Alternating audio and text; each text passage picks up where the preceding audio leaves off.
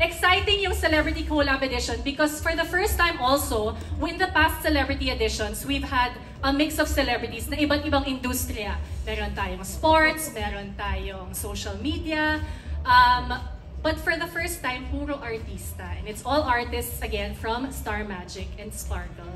And actually, the last time we did a full Celebrity Edition was 2007 pa.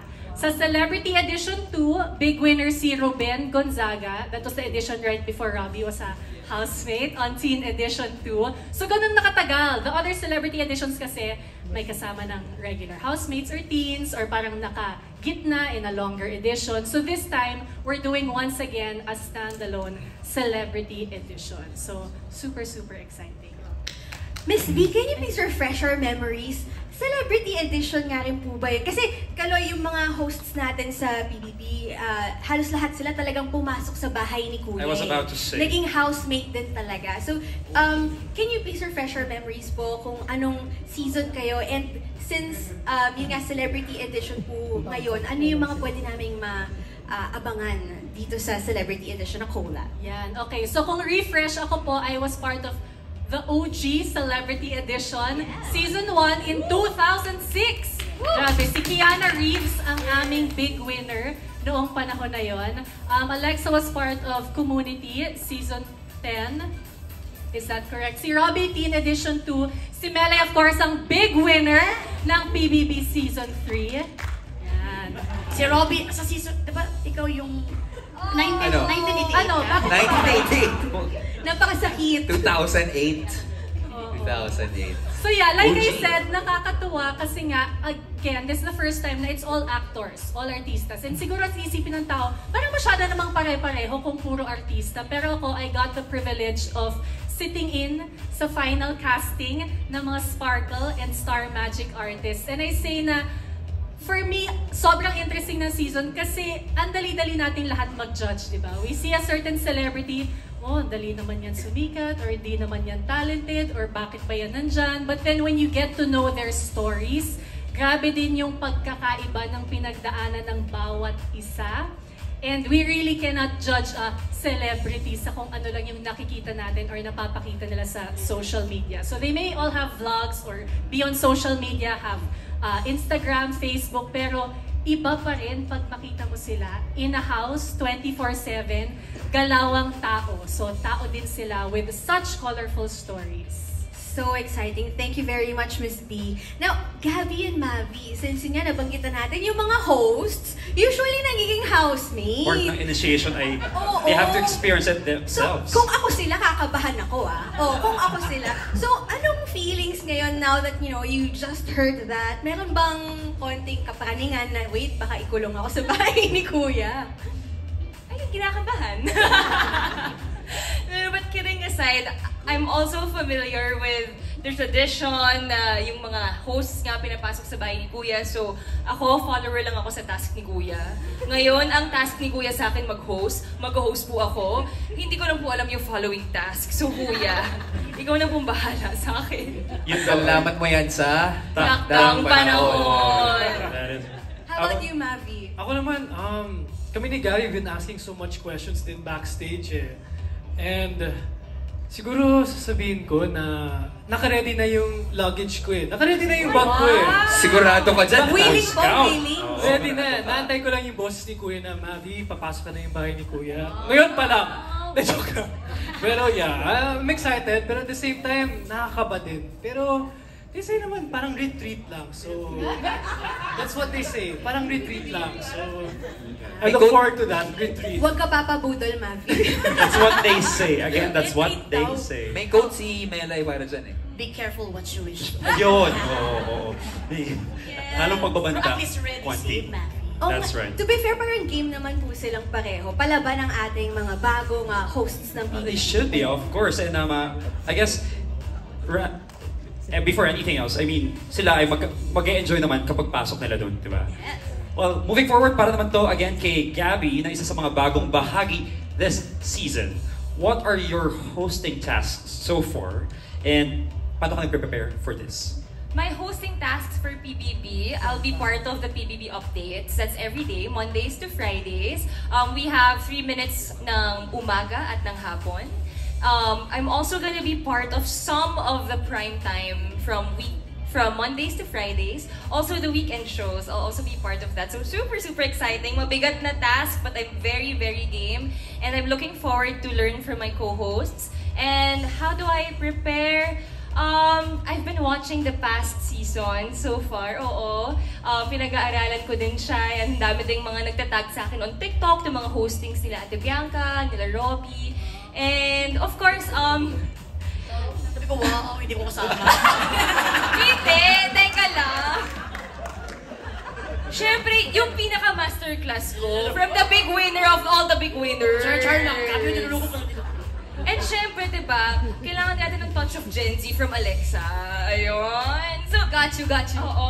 And I'm a student of Tito Boy, so I've been talking to him constantly. Actually, we had a phone call the other night.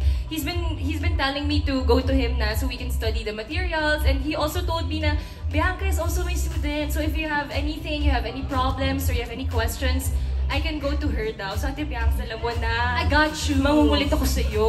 Ayun. We'll learn from the best, ika nga, no? And well, Yes. speaking of, kukulitin mo in the future si Miss Bianca, have you had any chance na makapag-sit in with one of them, one-on-one, getting tips and yung mga ways on how to host for PBB from the Yeah. Kapamilya host? Well, actually, every time we see each other, I always ask tons of questions. Kung paano ba sila, kung paano yung kalakaran, I always ask, how's the schedule? Kalakaran talaga. So how do you guys do it? Do you have any tips for me? And they've been very generous with all the information, all the knowledge, and they've been really good friends. So I'm excited to learn more. Exciting for everybody. Oh, we can't wait to see you also sa PBB very soon, Gabby. Okay, and now, dito naman tayo sa Palaban na Robbie Domingo. Oh. The NBI boy. Context daw, oo. Oh, talagang ako, sinabi ko lang Palaban. Si Ma'am Shimels ang Bigyan direct ng to the point. context, oo. Oo, direct to the point. Pero, Robbie, yun na nga, no? Medyo connected doon yung tanong ko sa'yo tungkol sa social media, virality. Kasi last season, nakita talaga natin yon. We saw how TikTok and online clips played a huge role in the show's popularity with so many moments going viral, di ba? Kinukuha ng mga fans yung mga clips, Snippets, tapos screen yun yung grabbing. viral. Parang ang dami tuloy naging involved at talagang invested lalo sa kwento ng mga housemates. So this season ba, do you think this season's housemates will be more conscious of that? Or do you think they will let their natural selves shine despite the online pressure? Parang ano sa tingin mo yung magiging challenge nito? I think pag sinabing celebrity, ano na agad eh, ingrained na sa kanya yung defense systems, yung mechanism na you have to be prepared, especially when you go online, di ba? Daming mga unnecessary comments, mga trolls. So, ang celebrity, especially last season, I'm sure ngayon sa comment section, hinahanap nila, nasan si Fiang? Sigurado ako, nasan si Fiang? Sino po ba makakasagot niyan? Oo. Everyone is looking for her. Nag-rehearse kanina, nakita namin. Yes. For a different program naman. Pero, yun, being viral is a good thing, pero may mga repercussions din siya. Siyempre, ano yung repercussions? Ewan ko sa ikaw sabi dyan eh.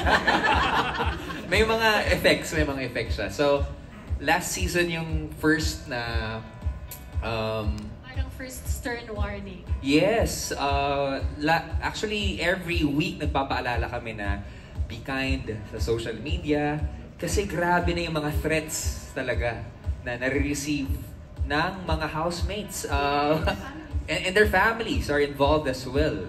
Kaya grabe kami sa pag-prepare ng mga sarili namin. I'm sure for this season, especially celebrities, handa sila. But at the same time, yung mga celebrities, gumagawa ng social media para ipakita yung kakaibang side nila. Diba? Na marunong din ako magluto. Ito rin yung mga hobbies ko. Tao rin ako. Tulad ng sinabi ni Ate Bianca, at the end of the day, celebrities are people as well, just like you and me. Just like everyone else. Kaya makikita nila yung different side of all the celebrities from Sparkle and from Star Magic na papasok sa loob ng bahay ni Kuya.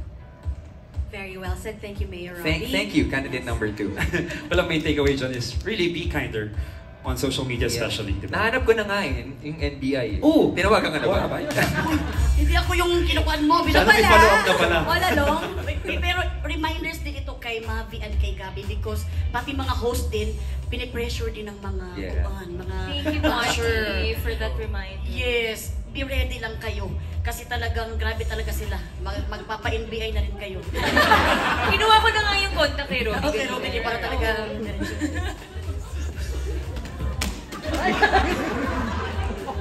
Eh talaga, kwento mo talaga ng totoong buhay ito. Mainit We ba? see that, Bakit no? may electric fan ka? Right here sa stage. Sabi naman kasi tahimik dito para naman tayo mag-busy. Pero with that, Conti Melay, the next question is for you. Ito, meron ka ba dyang masashare na update sa mga new celebrity housemates ni Kuya this season? And also, ano yung criteria sa pagpili sa kanila? Oo, ano yun? Actually, ang criteria for judging is talagang grabe. Talagang this season, grabe talaga ang mga percentage. Kasi syempre, kapuso at kapamilya pinag-isto. Grabe ang pressure ng ating mga celebrity. Ngayon, marami na nga akong nalaman ngayon eh. Ano, sasabihin ko na? Ay, hindi pwede. Para mawala That ako is for another mawala day. ako sa opening ng kuan. Sa takdang panahon daw po. Okay.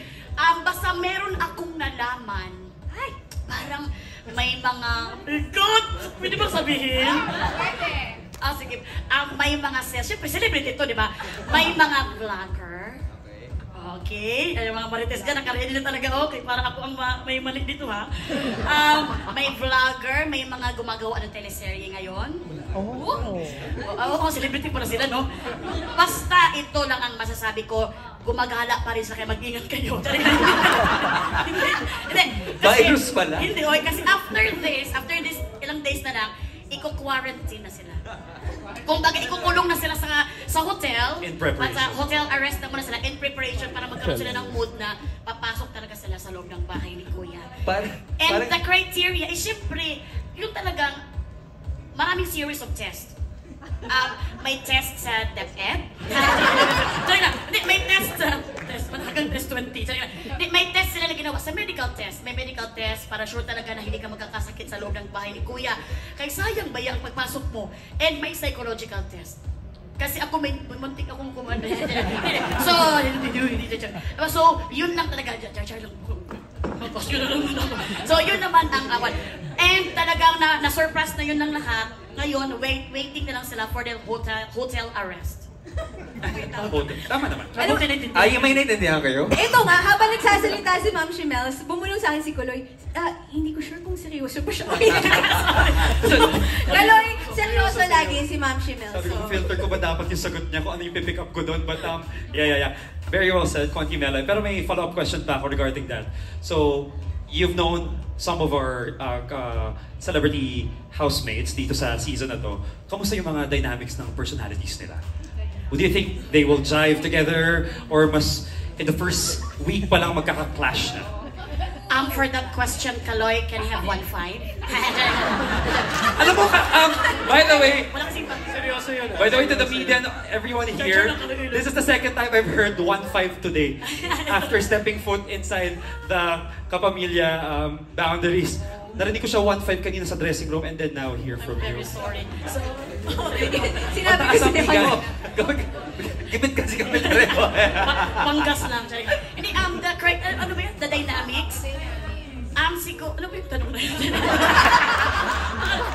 Kamusta ba yung one day Hindi, sa dyan? loob talaga ng bahay ni Kuya, marami talagang pinipili si Kuya ng mga different kinds of people. Basta people, ha? Hindi talaga tayo pwedeng magawa dyan. So, meron tayong mga seryoso, meron tayong mga parang maloko, kagaya ko, and meron din tayong mga parang sa studios, kagaya ni Robby. So, studios? Kasi nga stud siya, above siya yun. So, lahat ng yan, imimix yan ni Kuya para magkaroon tayo ng magandang istorya ng buhay sa loob ng bahay ni Kuya. That's what we want. Colorful stories from different housemates at saka talaga yung diversity inside the house. English eh, Kaloy naman. Pero napapansin mo ba, nasa hosts pa lang tayo, pero willing ka nang panoorin yung buong season kahit I know. sila lang eh. This has so much story to tell. Sila, Yes. ang colorful, well, beginning with their clothes, and then the stories that they tell now, right in front of us, talaga namang, alam mong magiging colorful and talagang jam-packed itong season na to. Lalo na. Punong-puno ng character from hosts pa lang, excited na lahat. Yung fact na nag-collab nga ang GMA Network and ABS-CBN Studios. At isa pang inaabangan ng lahat, What is that, syempre, Ai? yung itsura ng magiging bahay ni Kuya. So ito ay para kay Alexa, ang Gen Z bestie. yeah. Okay, so meron ka bang update sa amin tungkol sa bahay ni Kuya? Alam namin every season, di ba, nagbabago Yes. ang design ng PBB house. So, bigyan mo naman kami ng description of how the house will look like. But before you answer, we just like to wish you a happy birthday. Thank you so much. Thank you, everyone. But to answer your question, I actually really like your question kasi ako yung type din ng viewer of PBB na isa sa mga pinaka-inaabangan ko po taon-taon, I mean every season, ay kung ano ang itsura ng bahay. Kasi it's never the same. It's always changing like what you said.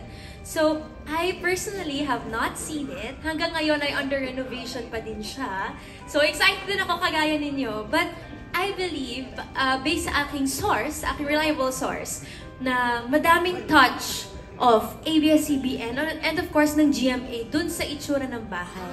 So probably with the colors, you'll see the colors of the two networks and magiging isang buong collab yung bahay. And madami ding brands na nagtatap sa atin for this season. They want to be a part of our collab season. Gusto na makipag-collaborate. So, ngayon pa lang po, maraming salamat sa lahat ng brands who want to be part of this collab edition. So, yun pa lang ang masispill ko sa'yo, BJI. Abangan. Exciting. Hindi nakakagulat na ang daming brands that are tapping for collaboration here with us ngayong season kasi talaga namang jam-packed again, and also we are expecting a lot of surprises this season of Pinoy Big Brother. And since Alexa, yun nga, birthday mo nga. So baka pwede kami makarinig ng birthday wish for you. Na meron ka bang birthday wish ngayon? Lalo na pa-start na ang PBB. And you're also starting a musical, Liwanag sa Dilim. Congratulations! With Khalil, yeah.